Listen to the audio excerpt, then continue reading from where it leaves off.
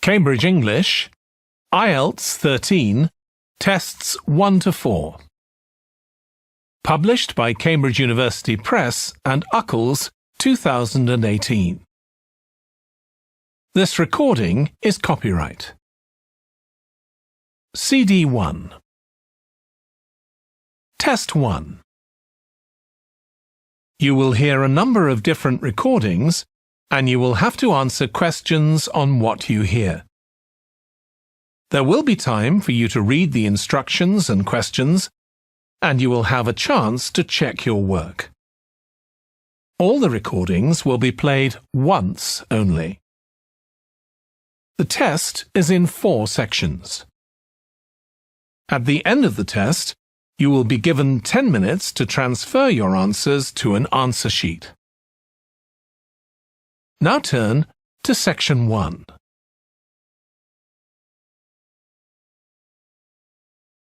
Section 1. You will hear a telephone conversation between a woman who wants to attend a cookery class and an official at a tourist information centre. First, you have some time to look at questions 1 to 6.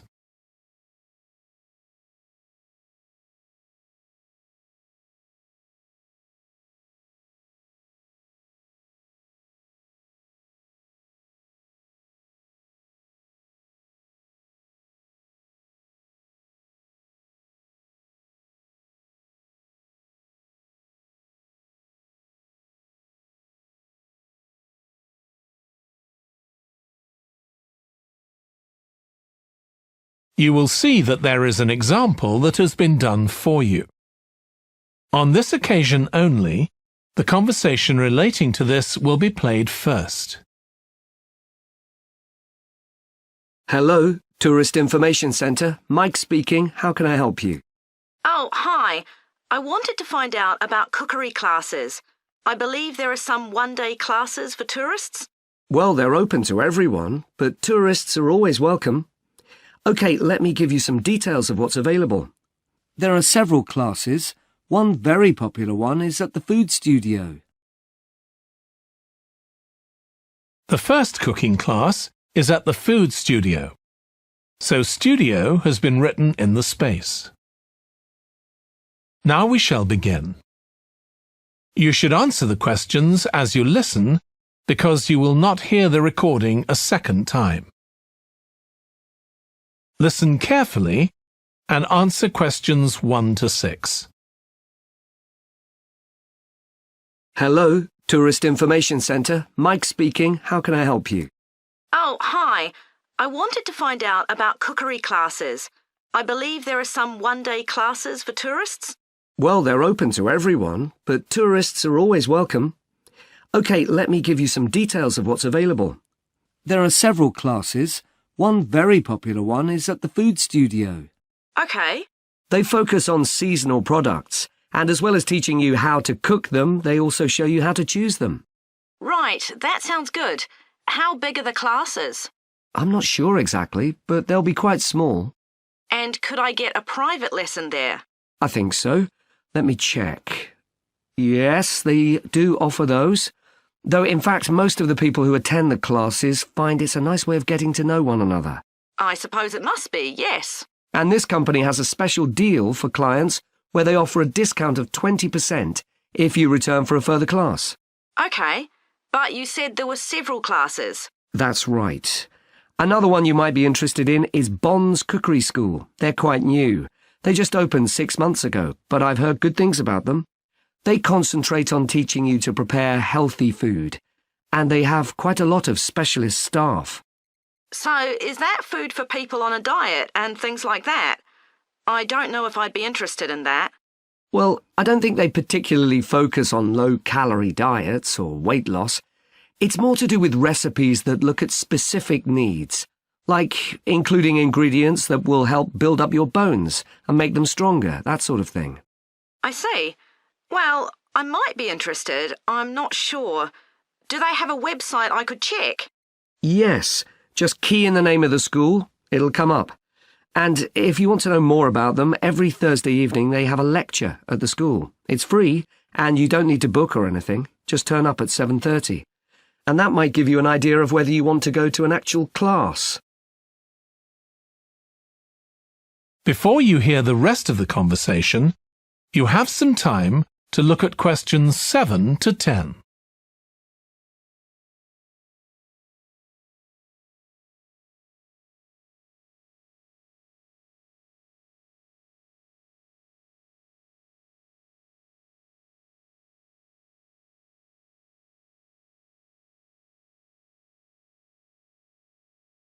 Now listen and answer questions 7 to 10. OK, there's one more place you might be interested in.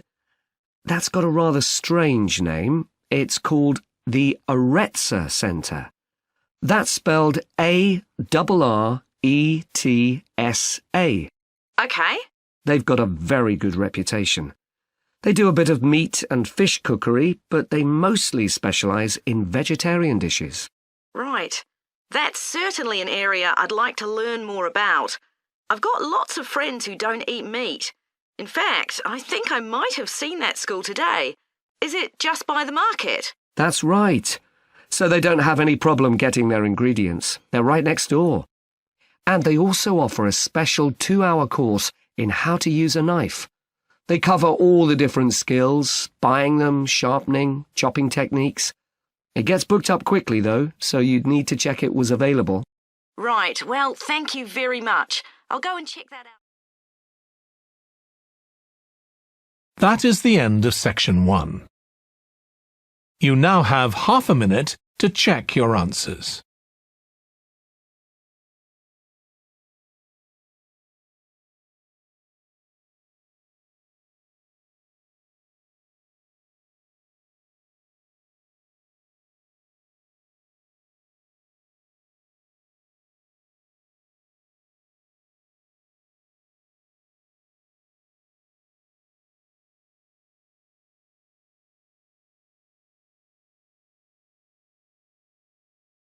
Now turn to section 2. Section 2. You will hear the chairman of the Highways Committee of Granford speaking to members of the public about proposed changes to traffic and parking in the area. First, you have some time to look at questions 11 to 13.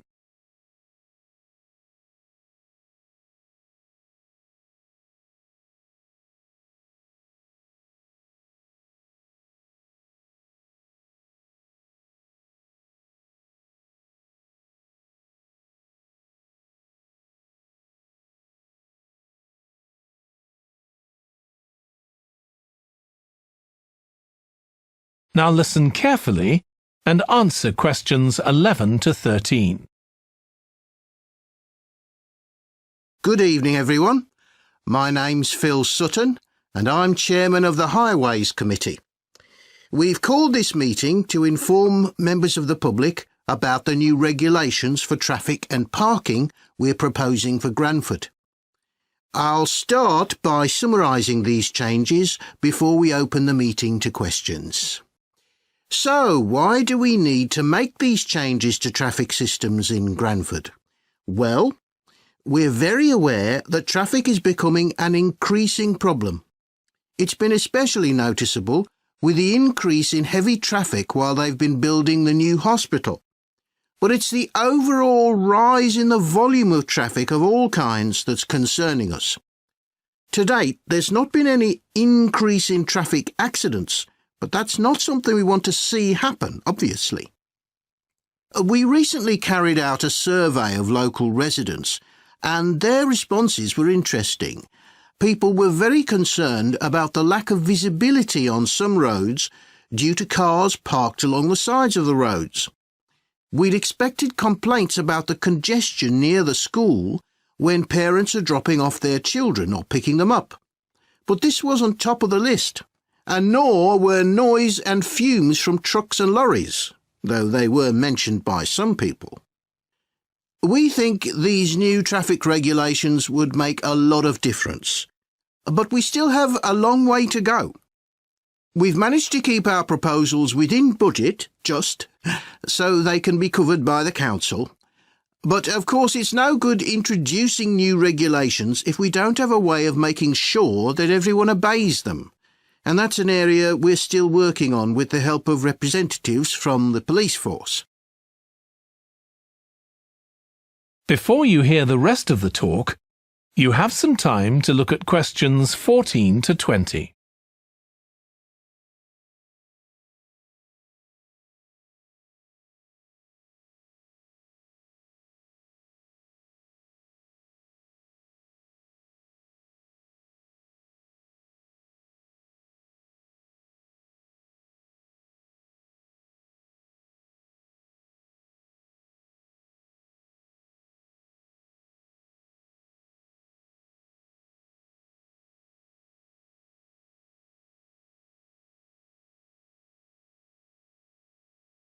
Now listen and answer questions 14 to 20.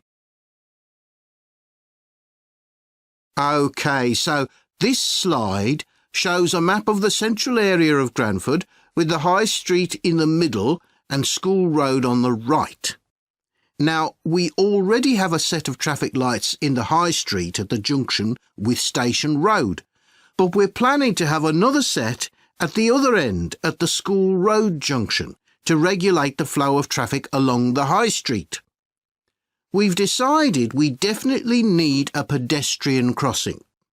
We considered putting this on School Road just outside the school, but in the end we decided that could lead to a lot of traffic congestion.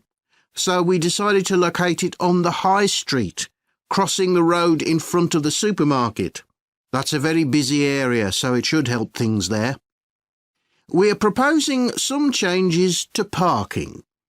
At present, parking isn't allowed on the High Street outside the library, but we're going to change that and allow parking there, but not at the other end of the High Street near School Road. There'll be a new no parking sign on School Road just by the entrance to the school, forbidding parking for 25 metres. This should improve visibility for drivers and pedestrians, especially on the bend just to the north of the school. As far as disabled drivers are concerned, at present they have parking outside the supermarket, but lorries also use those spaces, so we've got 2 new disabled parking spaces on the side road up towards the bank. It's not ideal, but probably better than the present arrangement. We also plan to widen the pavement on School Road. We think we can manage to get an extra half metre on the bend just before you get to the school, on the same side of the road. Finally, we've introduced new restrictions on loading and unloading for the supermarket, so lorries will only be allowed to stop there before 8 a.m. That's the supermarket on School Road. We kept to the existing arrangements with the High Street supermarket. OK, so that's about it. Now,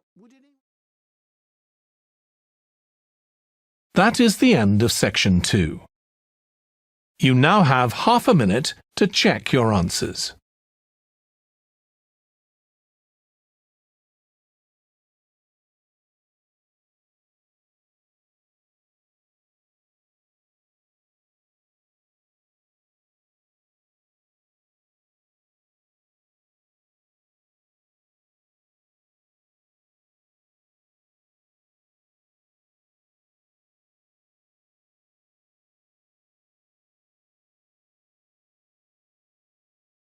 Now turn to section 3.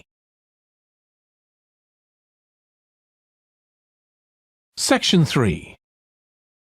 You will hear 2 biology students called Emma and Jack discussing an experiment they are going to do together.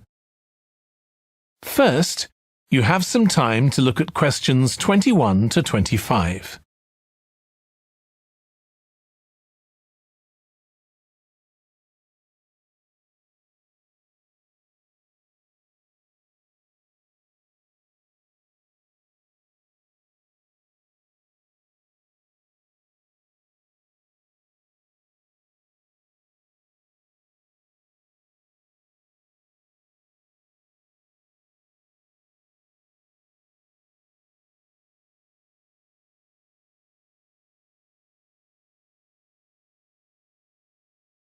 Now listen carefully and answer questions 21 to 25. We've got to choose a topic for our experiment, haven't we, Jack?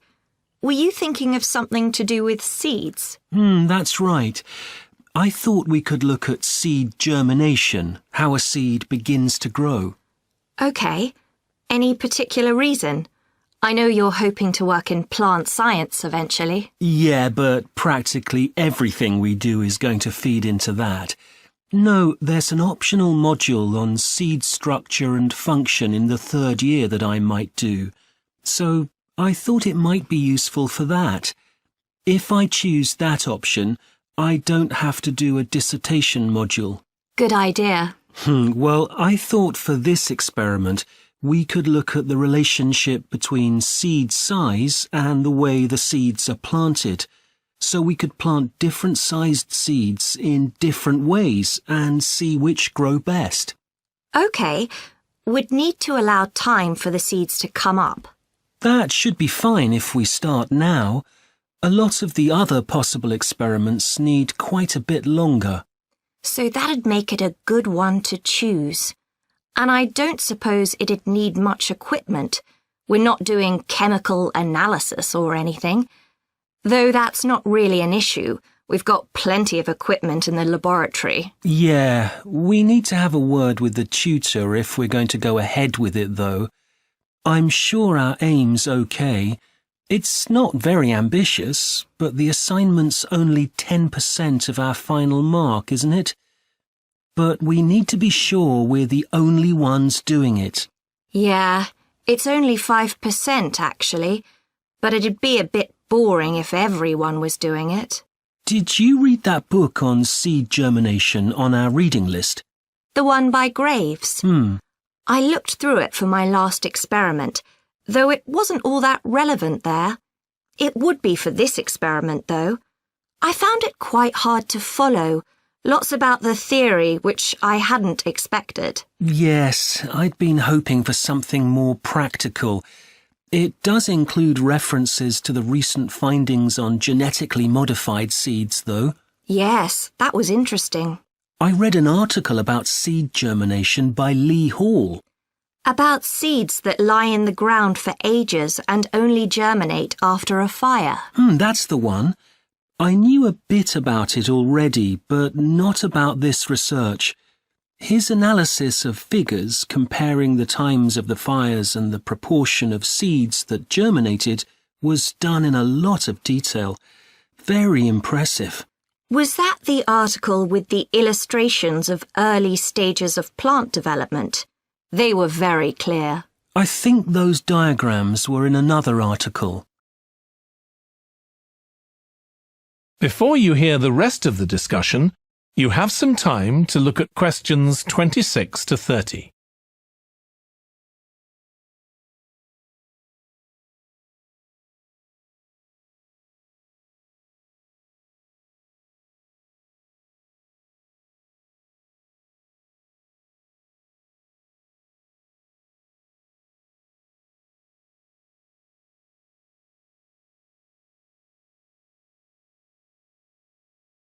Now listen and answer questions 26 to 30. Anyway, shall we have a look at the procedure for our experiment? We'll need to get going with it quite soon. Right. So the first thing we have to do is find our seeds. I think vegetable seeds would be best, and obviously they mustn't all be the same size. So how many sorts do we need? About 4 different ones? I think that would be enough. There'll be quite a large number of seeds for each one. Then for each seed, we need to find out how much it weighs and also measure its dimensions. And we need to keep a careful record of all that. That'll be quite time-consuming. And we also need to decide how deep we're going to plant the seeds, right on the surface a few millimetres down, or several centimetres. OK, so then we get planting. Do you think we can plant several seeds together in the same plant pot? No, I think we need a different one for each seed. Right. And we'll need to label them. We can use different coloured labels. Then we wait for the seeds to germinate. I reckon that'll be about 3 weeks, depending on what the weather's like. Then we see if our plants have come up and write down how tall they've grown. Then all we have to do is look at our numbers and see if there's any relation between them. That's right. So then we get... That is the end of section 3. You now have half a minute to check your answers.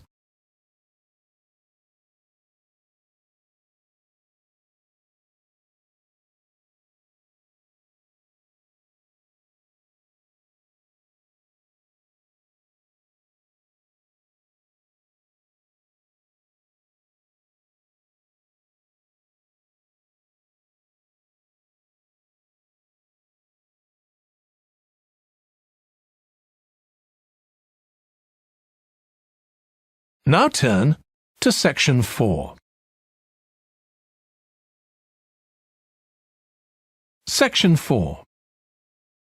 You will hear part of a lecture on an environmental studies course about recent research on how animals are adapting to urban environments. First, you have some time to look at questions 31 to 40.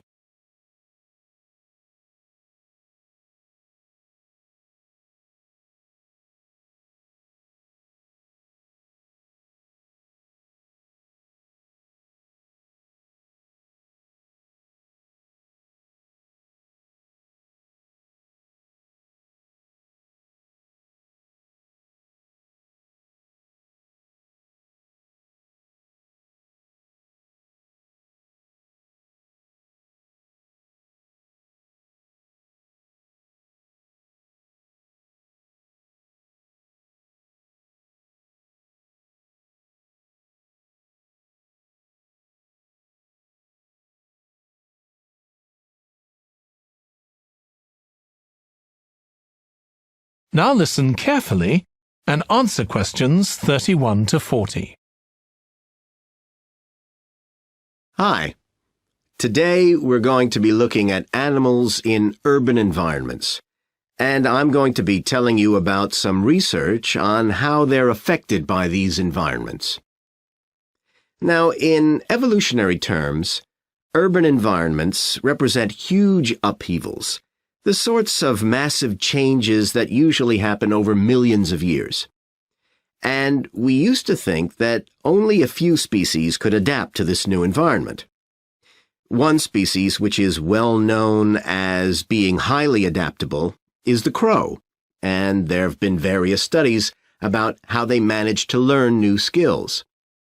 Another successful species is the pigeon, because they're able to perch on ledges on the walls of city buildings, just like they once perched on cliffs by the sea. But, in fact, we're now finding that these early immigrants were just the start of a more general movement of animals into cities, and of adaptation by these animals to city life. And one thing that researchers are finding especially interesting is the speed with which they're doing this. We're not talking about gradual evolution here. These animals are changing fast. Let me tell you about some of the studies that have been carried out in this area. So, in the University of Minnesota, a biologist called Emily Snellrud and her colleagues looked at specimens of urbanized small mammals such as mice and gophers that had been collected in Minnesota and that are now kept in museums there. And she looked at specimens that had been collected over the last 100 years, which is a very short time in evolutionary terms. And she found that during that time, these small mammals had experienced a jump in brain size when compared to rural mammals. Now, we can't be sure this means they're more intelligent, but since the sizes of other parts of the body didn't change, it does suggest that something cognitive was going on. And Snellrud thinks that this change might reflect the cognitive demands of adjusting to city life. having to look in different places to find food, for example, and coping with a whole new set of dangers. Then over in Germany, at the Max Planck Institute, there's another biologist called Katharina Miranda, who's done some experiments with blackbirds living in urban and rural areas. And she's been looking not at their anatomy, but at their behavior. So, as you might expect, she's found that the urban blackbirds tend to be quite bold. They're prepared to face up to a lot of threats that would frighten away their country counterparts. But there's one type of situation that does seem to frighten the urban blackbirds, and that's anything new, anything they haven't experienced before. And if you think about it, that's quite sensible for a bird living in the city.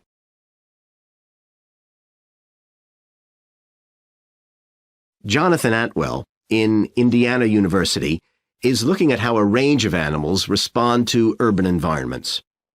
He's found that when they're under stress, their endocrine systems react by reducing the amount of hormones such as corticosterone into their blood. It's a sensible-seeming adaptation. A rat that gets scared every time a subway train rolls past won't be very successful. There's just one more study I'd like to mention, which is by Sarah Parton and her team. And they've been looking at how squirrels communicate in an urban environment, and they've found that a routine part of their communication is carried out by waving their tails. You do also see this in the country, but it's much more prevalent in cities, possibly because it's effective in a noisy environment. So, what are the long-term implications of this? One possibility is that we may see completely new species developing in cities. But on the other hand, it's possible that not all of these adaptations will be permanent. Once the animal's got accustomed to its new environment, it may no longer need the features it's developed. So now we've had a look at adaptation. That is the end of section 4. You now have half a minute to check your answers.